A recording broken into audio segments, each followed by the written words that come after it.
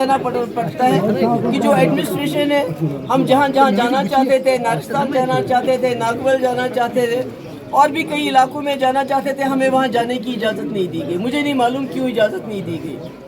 और यहाँ जहाँ तक त्राल का सवाल है, पूरा त्राल का इलाका इन्होंने हमेशा हमारा साथ दिया है और आज आपने देखा जिस तरह इन्होंने इस्तेकबाल किया है।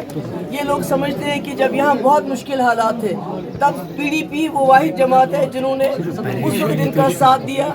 इनको पोटा हो, टास्क फोर्स हो, इखवान हो या आर्मी का जो जुल्म है, वो जो मिलिटेंट की बंदूक से अगर किसी जमात ने इनको निकाला है तो वो पीडीपी है। और तरक्की के हवाले से भी, चाहे सड़कें हों, चाहे दूसरे मामलात हो, चाहे यहाँ एडीसी का ऑफिस हेडक्वार्टर बनाना हो, चाहे आपका अवंतीपोरा का जो आपका एम्स हो, यूनिवर्सिटी हो, इस इलाके की तरक्की में हमने बहुत कम अरसा रहे। मुफ्ती साहब 3 साल वज़ीर आला और गांव-गांव में रहबर तालीम, तो ये समझते हैं उस लोग को, उस कुर्बानी को समझते हैं। इसलिए यहाँ के लोगों का जो साथ पहले भी पीडीपी के साथ रहा है और इंशाल्लाह आगे भी उम्मीद है कि पीडीपी के साथ रहेगा। जी मैम, जिस तरीके से इलेक्शन कमीशन ऑफ इंडिया ने नोटिस जारी किया है, तो क्या कुछ किस तरीके से आप किस नोटिस क्या मतलब जो शोकाज नोटिस जो जारी कर दी गई है, मतलब कि आपने जो है इंतखाबात का जो उल्लंघन किया है इस कोड ऑफ कंडक्ट कौन का, से सर वो बोल रहे हैं जिस तरीके वो तो से समझ नहीं आप किस बात की बात कर रहे हैं। इलेक्शन बच्चों का इस्तेमाल इस दौरान वो जो बच्ची का है वो तो हमने नहीं वीडियो अपलोड किया है।